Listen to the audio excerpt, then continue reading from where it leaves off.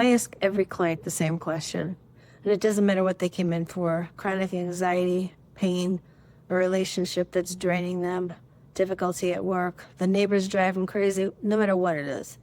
I listen to their story, I hear it, and then I look at them and ask, what are you willing to put up with? My name is Diana Govert. I've been in practice for 37 and a half years, thousands of clients. I found an awful lot of tools in the toolbox that would help people expect more and get it. I'd like you to be one of them. So that question again, what are you willing to put up with? Most of them freeze because they've never asked themselves that question.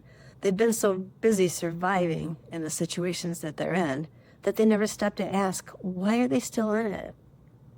Here's why that question changes everything. There's something about this tolerance.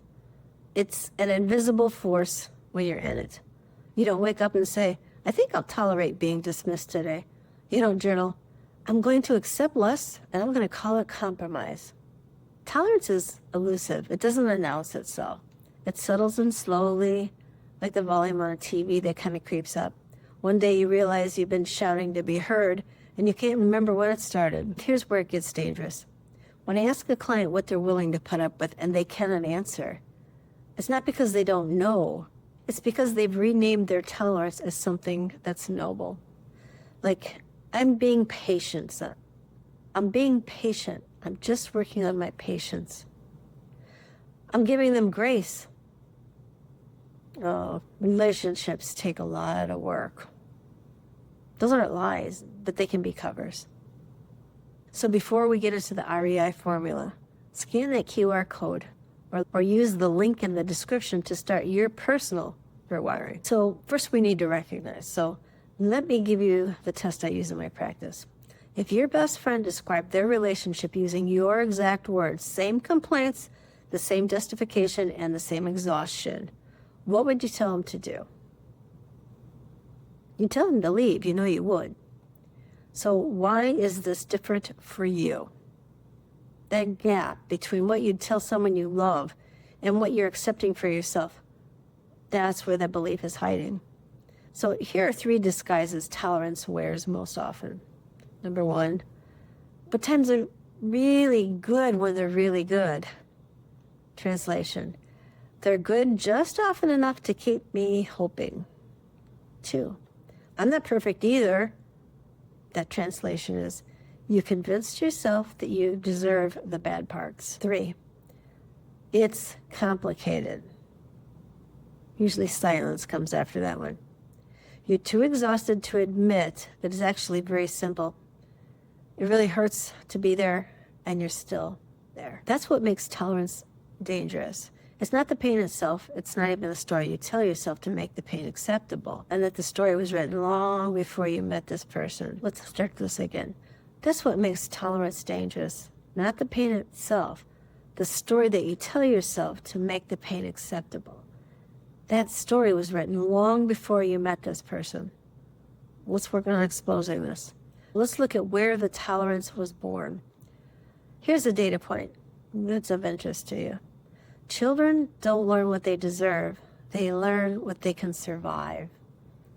And if you grew up in a home where love was conditional, where you had to perform or do the right things or shrink to be quiet, just change yourself dramatically, or stay quiet to be safe, you didn't learn I deserve unconditional love, which is sad. You learned I can survive conditional love, so this is fine. And you learn to put up with more and more and more, and you think it's normal. And that survival strategy follows you. It carries you into your first job, where you accept a boss who undervalues you. You carry it into your friendships, where you do all the reaching out. You carry it into love, where you mistake unpredictability for passion. Your tolerance isn't a personality flaw. It's a blueprint drawn by a child who is just trying to stay safe. And that child did an amazing job. They got you here. Now it's time to look at the imprint.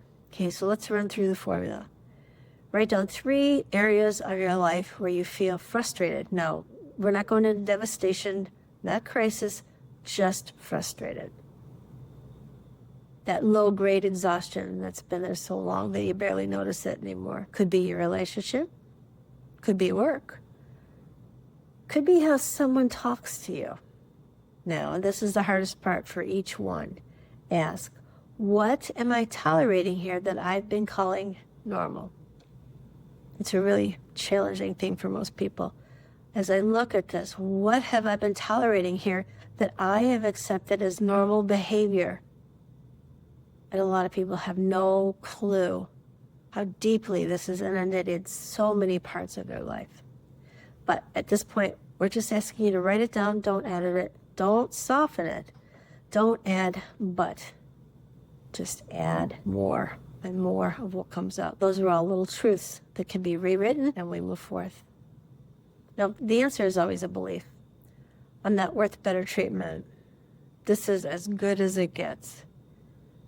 At least it's not worse. You know how many times I've heard, at least he's not, or at least she's not. That's the old program. Okay, so now we're going to rewrite. We're looking for the new one. So for every tolerance that you wrote down, write what you would want for someone you love in the same situation. Not that you tell them what to do, what you'd want for them. Would it be dignity, respect, safety, reciprocity, peace? What did you put on your list? Now, I'd like you to read that list right now because you've just described your own new standard. So the gap between what you tolerate and what you'd want for someone else that you love, that gap is where your self-worth is asking to grow. We're going to close that gap one decision at a time.